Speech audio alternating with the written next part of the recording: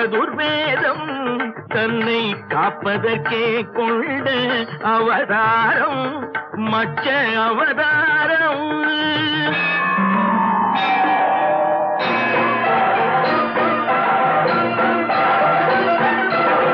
அசுரர்கள் கொடுமைக்கு முடிவாகும் எங்கள் அச்சுதனே உந்தல் அவதாரம் கூர்ம அவதாரம்.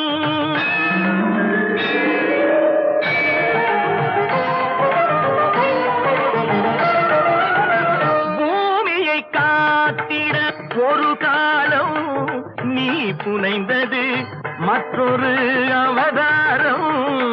வரா